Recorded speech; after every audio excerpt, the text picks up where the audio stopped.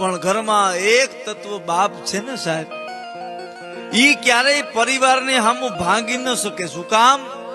એને ખબર છે કે જો હું ભાંગું ને તો મારો આખો પરિવાર ભાંગી જાય.